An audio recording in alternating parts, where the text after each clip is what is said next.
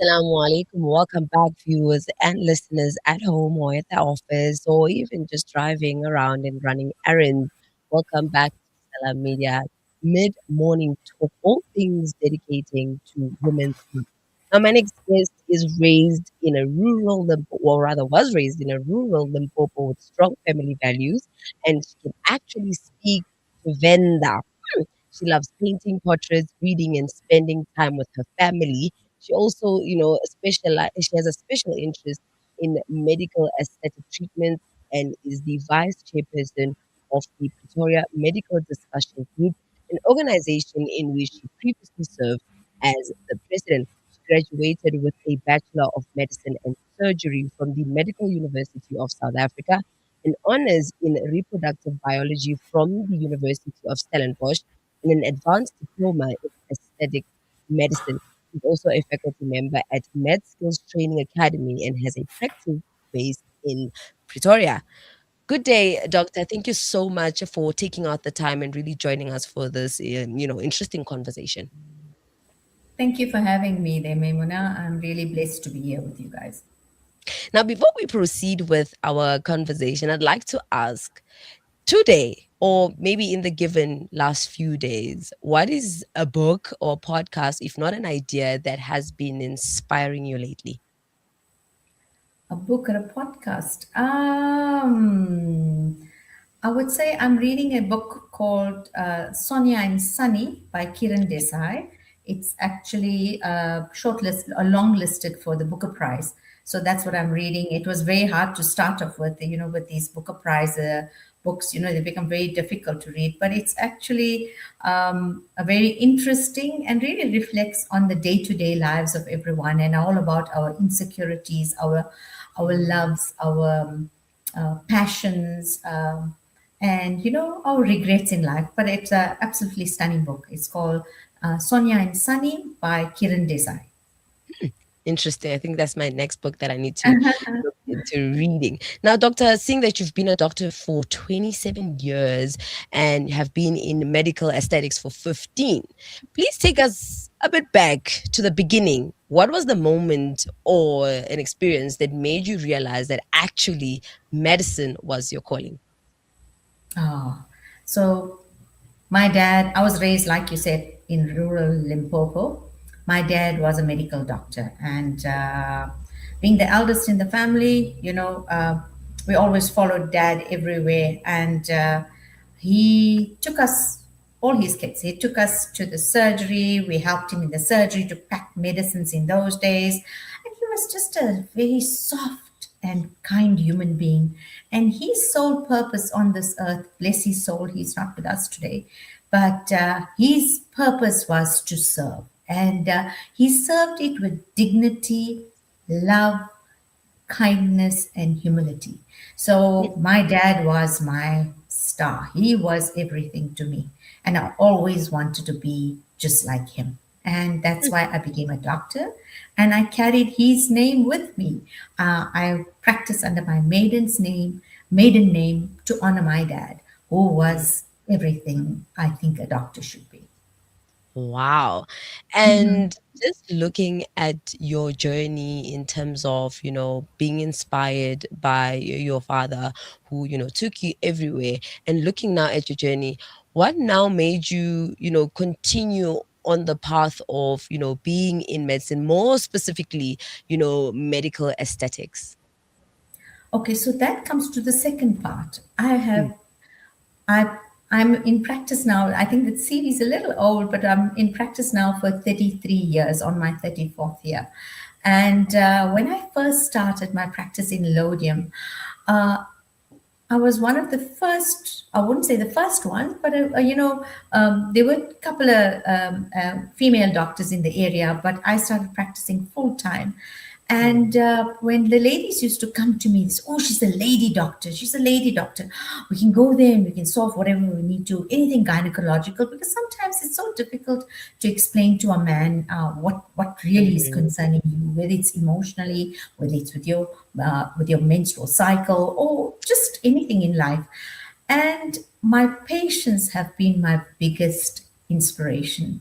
Uh, Wow. going after my dad, and they've just said, "Oh, but doctor, why can't you just learn a little bit about stretch marks? You know, I've got this little pigmentation on the face. Oh, but you know what? You don't have a sauna machine. Why don't you get one? You know what I mean? Then we don't have to go somewhere else. It's just like a one-stop all." And Mm. yeah, thank you to all my patients who've always been and are still my inspiration to always be curious about medicine and to give back as well. Shout out to Dr. Garach's, clients who have been really being her inspiration. And I think I want to touch more on, given the fact that we're trying to link, skin health to an overall well-being, but also not ignoring what's out there. And it can be so confusing and so frustrating, especially for women with whatever issues that they faced with, be it stretch marks, be it, they want a glowing skin. And when you head over to social media, there's so many opinions, there's so many recipes, there's so many options. And we forget the fact that each person has a different skin. And there's so much that your skin reflects that we oftenly hide. And I think this brings me to ask, looking at how aesthetic treatments are just out there, what should people know before considering any of them? Okay, so if you're talking about medical aesthetic treatments, you've got to know that the person you're going to has got a medical degree and is qualified to do such a treatment for you. So I think qualifications of the person is utmostly important. You know, we all have a society, we all belong to the Health Professionals Council, we all belong to the Aesthetic Anti-Aging Society of South Africa. And if you find us on that website, then you know you're going to someone that's reputable. So I think that is one of the first steps that anyone should say, listen, I need to know who I'm going to and what it is they can offer to get it. So today, with the Health Professionals Council and all the people that are out there wanting to inject anything into your face, whether it is botulinum toxin, whether it's dermal fillers, whether it's even exosomes. I mean, are you going to someone that's qualified? Do you know whether they are supposed to do it? Because your hairdresser is not supposed to do it, your beautician is not supposed to do it. So you need Yeah. to know who you're going to. Mm. And I think, doctor, we probably have a very wrong, understanding about the skin, because we want our skin to glow, to look beautiful, but we're not really truly investing into it in terms of what we eat, how we sleep, or just how we like looking at our lifestyles. Can you break it down a bit in terms of why do you say, skin reflects everything on a deeper level? It's not just surface level as the skin is. Okay. So your skin, as we know, is the largest organ in the body. You know, it's the Mm, largest one. And whatever it mirrors will be what is reflected of what's inside.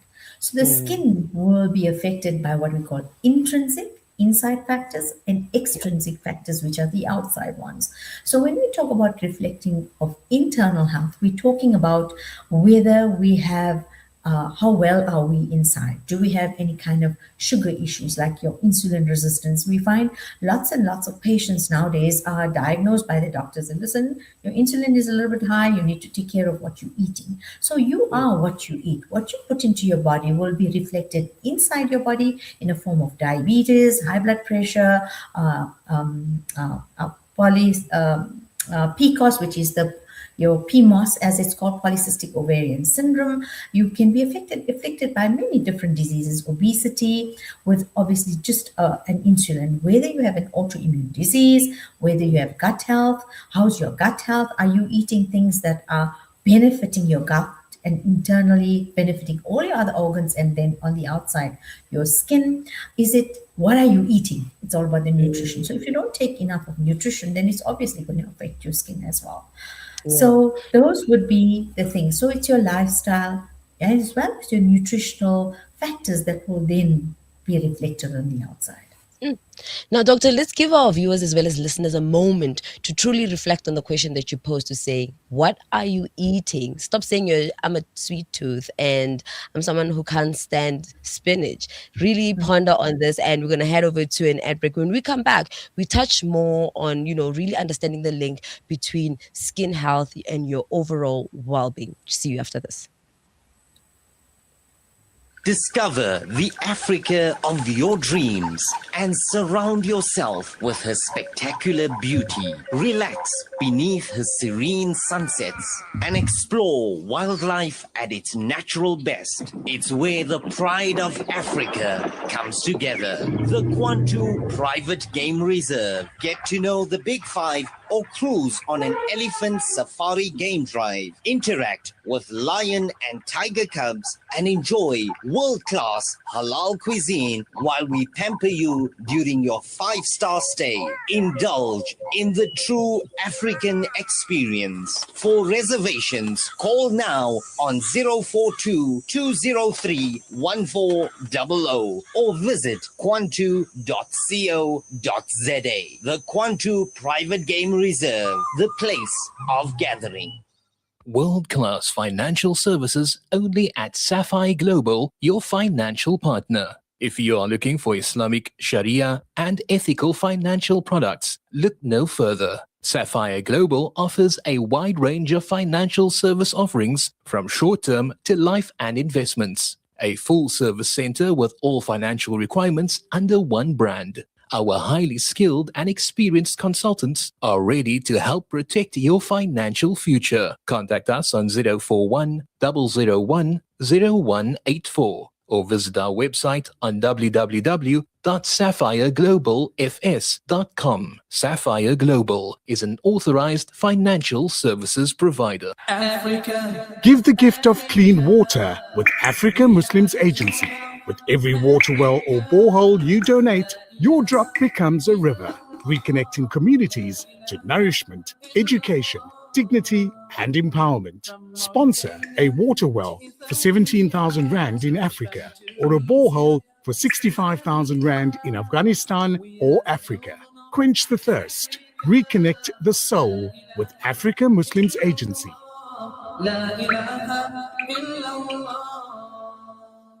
Rejuvenating media day by day. This is Salam Media.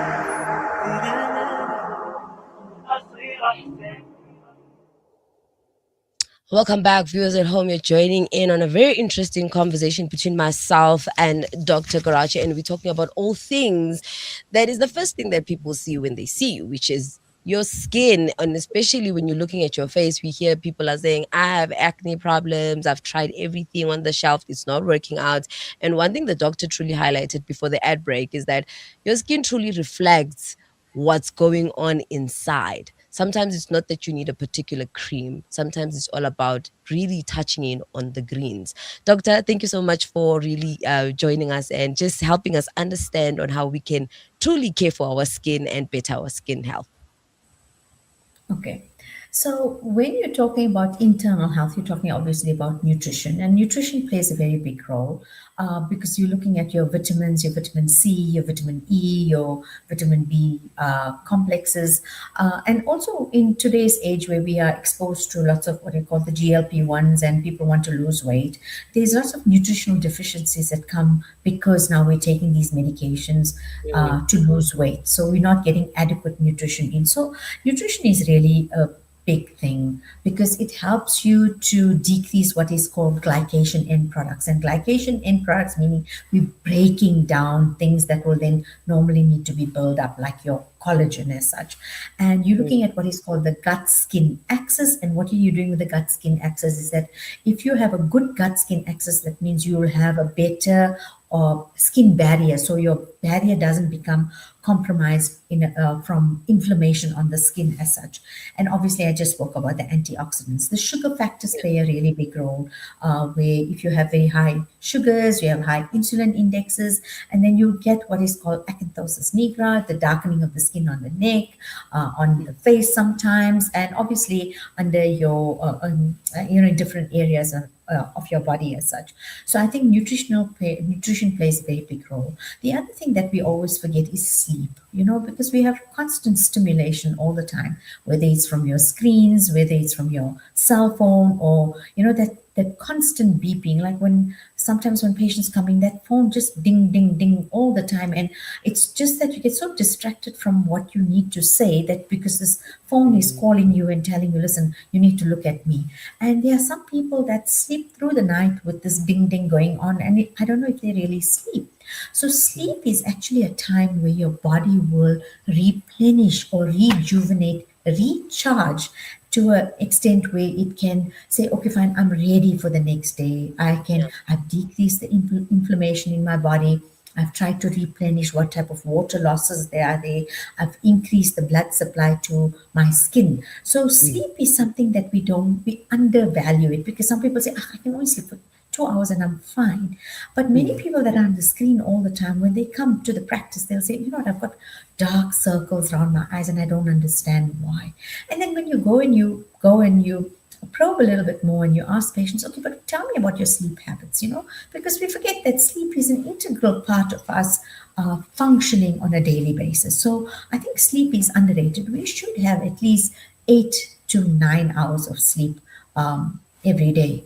Mm. And it's all about recharging, and it's linked with how you will then be susceptible to different diseases as well. Sleep, because if you don't sleep, you're going to drink, eat something. You're going at hours, at weird hours in the morning, where you might not be needing to eat food. So obviously, incorrect eating habits as such. Yeah. The other thing that we also forget about is exercise.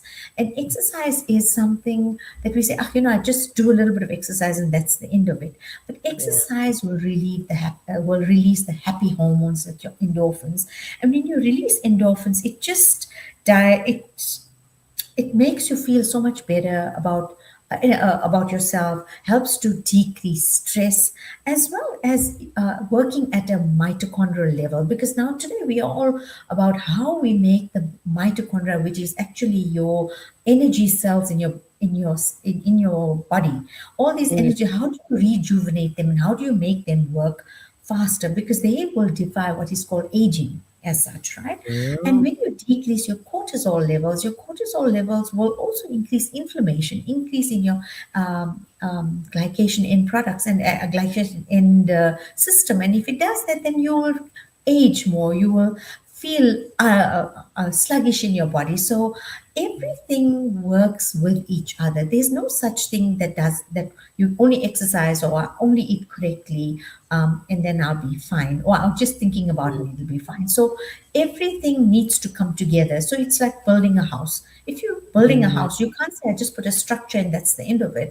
There are many different elements that come into it: your structure, your roof, your floor, your plumbing, your electricity, and then it comes to the final little things about furnishing, or the aesthetics of that space. Mm. And I think as a gift to our, women listening in today or even watching, I think it would be best for them to give them with something they can consider. If I'm someone who has been doing everything the doctor said don't, and now I'm trying to, as you mentioned, rejuvenate and really relook my choices into my lifestyle and how I do things in terms of sleeping early. What is the 2, 3, 5 step even that the doctor would really share with our listeners and viewers in terms of to incorporate after our conversation? Okay, so a few steps is, I think, don't be hard on yourself. That's the Mm. first thing. You know what I mean? Don't be hard on yourself, because everyone is thinking something different all the time. So be easy on yourself, one. Number Yeah. two, every little change you make towards your diet as well as your exercise regime, decreasing your stress level, is one step in the right direction. Mm. So I think that's step two. The third one would be to say that if I'm using a specific skincare regime and it's not working for me, that means I've exhausted, or any of the previous things that I've mentioned, is that if I've tried everything and it's not coming right, that means I've exhausted all my knowledge that I have of it, and I need to consult a professional who is trained in it. Now, mm, when it comes to social media, because that is one of the biggest influences I find at the mm, practice, because people are putting coffee on their face, they're putting turmeric and coffee together because this is a new TikTok trend that's going on. I mean, how much of it is evidence based? How much of it is it really truth? Or is it someone just wanting to create a snippet of, or just to entertain? You know what I mean? So we need to mm. sift out what makes sense and what doesn't make sense. And you know what? Keep everything simple. The simpler it is, it's easier to follow. Now, doctor, one thing you've mentioned is, all things plugging us with what to do, what not to do in caring for our skin. And I want to take a bit of a tangent and saying a woman of your caliber, 27 years in the medical field, 15 years in, aesthetic medicine or treatments in that matter. I want to find out from you, life has been without challenges. And for you, what were some of the challenges that you faced, or just mentioning one that really you were like, you know what, I'm gonna put on a face mask and really invest in myself and not be hard on myself? So the one thing I think, as an Indian woman, I'm a small woman. I'm only 1.5 meters. I'm a tiny little girl. And when I first went into practice, it was very difficult to convince someone else, because in your family, people will believe you because they look beyond the small person that's there. So I think it was Mm, initially very difficult to convince, because people would walk into the practice and say, "Oh, I'm looking for the doctor." And I said, "Oh, I am. Oh, you the doctor? Are you sure that you made the right diagnosis?" But I think it's all about looking past that and developing a good rapport with the person that's sitting in front of you, that they take you seriously enough, because they're here in your space. You can't be offended that they think you're small, because they don't know what you look like before they came in, or how short you are. So I think that was one of it. But I think, when you have constant family support, yeah. from the time when I was a single lady, brought up in a very, I was blessed that I was brought up in a home that really valued me as a woman. Mm, And when I got married, my husband really valued me as his partner for life. And to say that, you need to go and do what is good for you, I think that was my biggest blessings. And that really, I'm fortunate that it helped me overcome many obstacles in my life. And I think sometimes, when you have an obstacle, we tend to think of it much more negatively and focus on the negative, rather than saying, okay, fine, let me look past that, because we always wanting to get upset over why he said this or why they said. So okay, they said it, but let's move on. So I think for me, just wanting to move on and say, let's see how we can convince this person that I can help you, um, with whatever is happening to you. mm. Doctor, this has been quite a lovely conversation. And in closing of our conversation, I'm just going to ask you, in terms of looking at the future, in terms of when you started, you mentioned earlier on that there were really any women, who was helping other women deal with women issues. And now we pray and hope with, as time progresses, there's going to be more women stepping into the fields and really giving women a platform, or one stop place where they can, get a solution for everything. When you're looking at the future of medical aesthetics, specifically in South Africa, what excites you and what worries you in closing? So, what really excites me is the new generation stem cell treatments that we're going to have coming out in the near future, where you can use your own adipose tissue, which we are already doing, but on a smaller scale, and how those mesenchymal stem cells will just kind of help rejuvenate skin at a totally different rate.